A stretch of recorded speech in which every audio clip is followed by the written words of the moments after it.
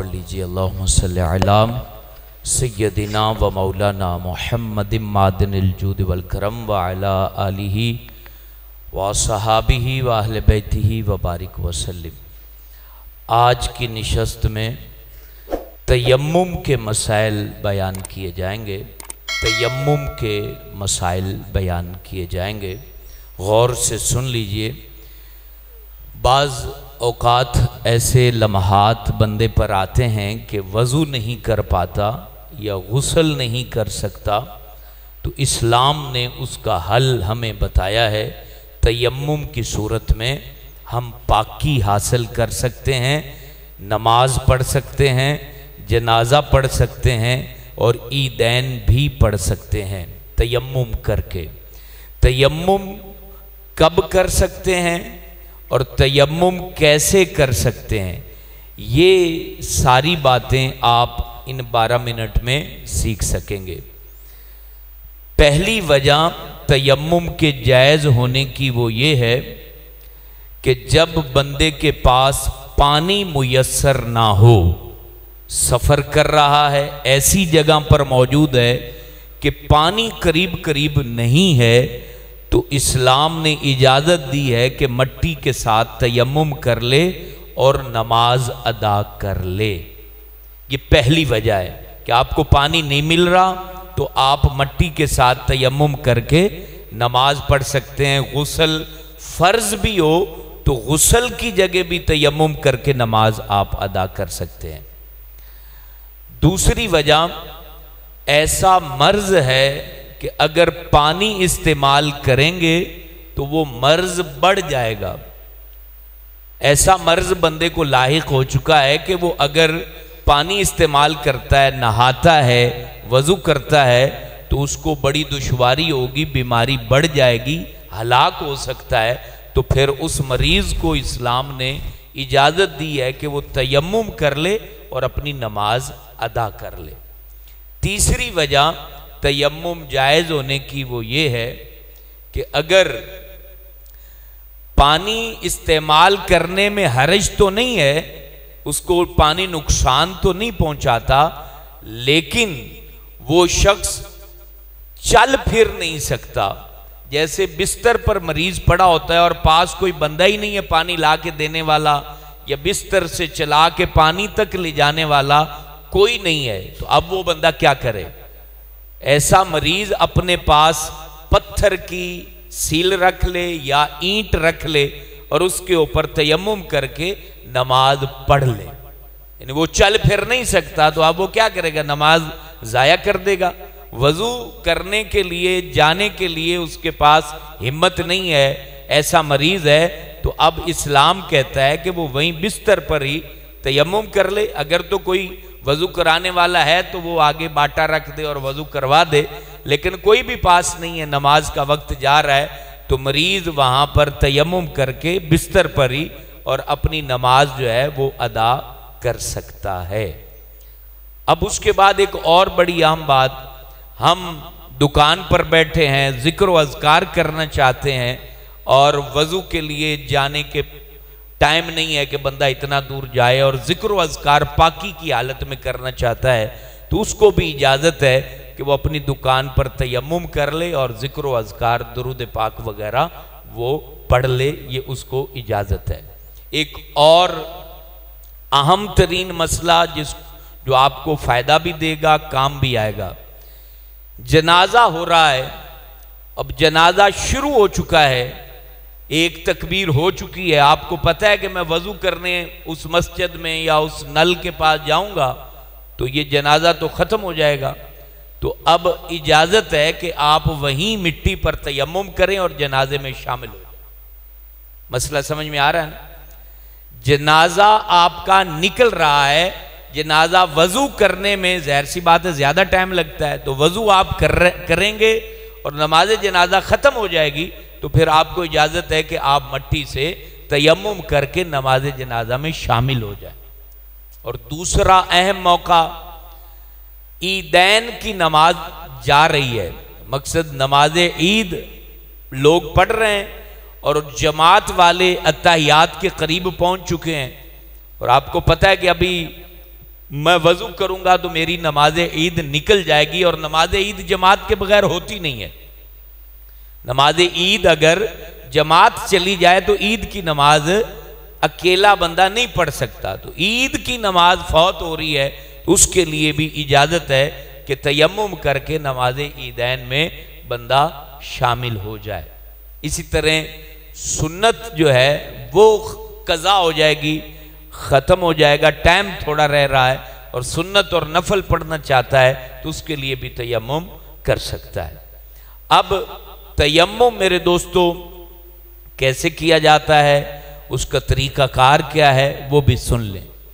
تیمم زمین کی جنس کے ساتھ کیا جاتا ہے، جس کو زمین کی جنس کہا جائے، مقصد ماربل ہو گیا، اینٹ ہو گئی، پتھر ہو گیا، زمین کی مٹی ہو گئی، یہ ساری زمین کی جنس ہے۔ اس کی علامت کیا ہوتی ہے؟ ایسی چیز جسے جلایا جائے تو وہ راکھ نہ بنے، پگھلے نہ، تو وہ چیز زمین کی جنس ہوتی ہے، اس سے تیمم آپ کر سکتے ہیں۔ جیسے ماربل ہے، پتھر ہے، یہ بھی زمین کی جنس ہے۔ اینٹ ہے تو وہ بھی نہ پگھلتی ہے نہ راکھ بنتی ہے، وہ بھی مٹی ہے، اس سے بھی تیمم آپ کر سکتے ہیں۔ تو تیمم کے 3 فرض ہیں، اس کا خیال رکھا جائے۔ سب سے پہلے تو تیمم کی نیت آپ کو کرنا ہوگی۔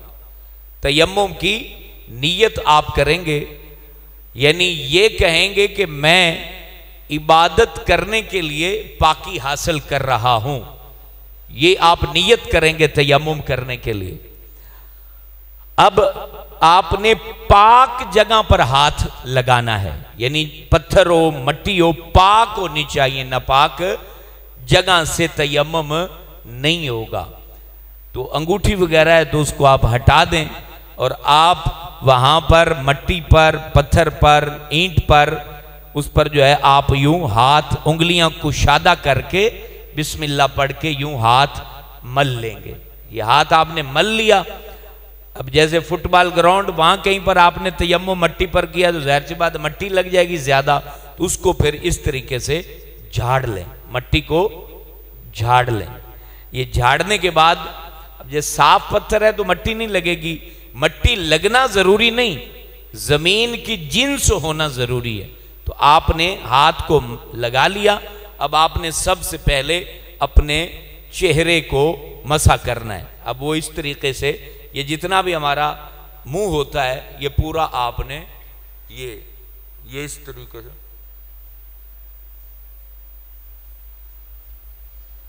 داڑھی ہے تو اس کا خلال کر لو۔ اچھا، بعض لوگوں کی مونچھیں بڑی ہوتی ہیں اور مونچھیں زیادہ آگے آئی ہوئی ہیں اور یہ ہونٹ چھپے ہوئے ہیں، تو وہ ان ہونٹوں پر بھی اس طریقے سے ہاتھ لگانا ہوگا۔ یہ ہے مسح کرنا تیمم کے اندر۔ یہ آپ نے دیکھا میرے منہ کا کوئی بھی حصہ خالی نہیں بچا، یہ اس طریقے سے آپ نے منہ کا مسح کرنا ہے۔ یہ دوسرا فرض آپ نے ادا کر لیا۔ اب اس کے بعد آپ نے کیا کرنا ہے؟ پھر دوبارہ اپنا ہاتھ جو ہے زمین پر اس طرح لگانا ہے۔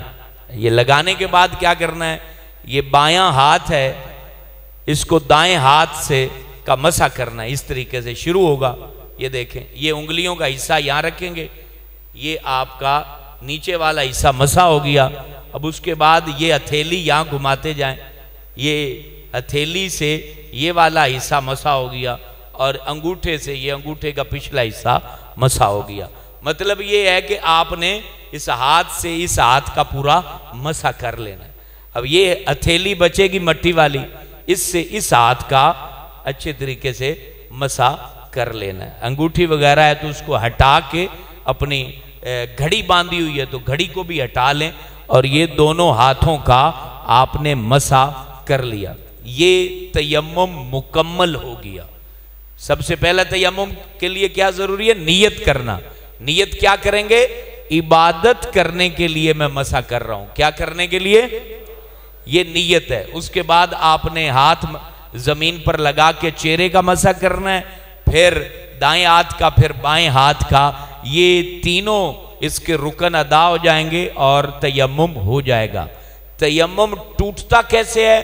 جس سے وضو ٹوٹتا ہے اس سے تیمم بھی ٹوٹ جاتا ہے. جب پیشاب آ گیا، ہوا خارج ہو گئی، خون نکل گیا، اس سے تیمم بھی ختم ہو جائے گا. ایک اور بات جس سے تیمم ختم ہوتا ہے، آپ کو پانی نہیں ملا تھا اور آپ نے تیمم کیا تھا، اب جب پانی آپ کو مل جائے گا آپ کا تیمم خود بخود ختم ہو جائے گا. اب آپ کو وضو کرنا ہوگا اور غسل ہے تو غسل کرنا ہوگا.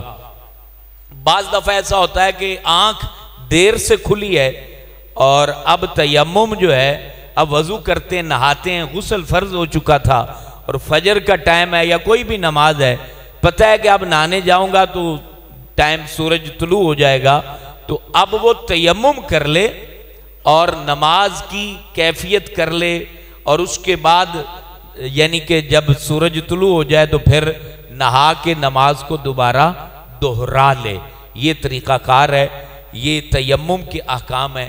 اور کل انشاءاللہ تعالی اذان کے احکام، اذان کے الفاظ، اذان کا جواب اور اذان کیسے دی جاتی ہے، کہاں دی جاتی ہے، کہاں نہیں دی جاتی ہے، یہ کل کی نشست میں آپ کے سامنے بیان کیے جائیں گے. اللہ تعالی ہم سب کو علم دین کے نور سے مالا مال فرمائے.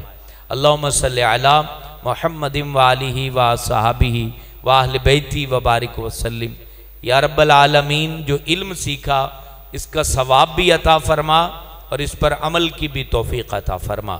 اللہ کریم جتنے احباب یہاں بیٹھے سب کے رزق میں، کاروبار میں، علم میں، عمر میں، عمل میں برکت عطا فرما.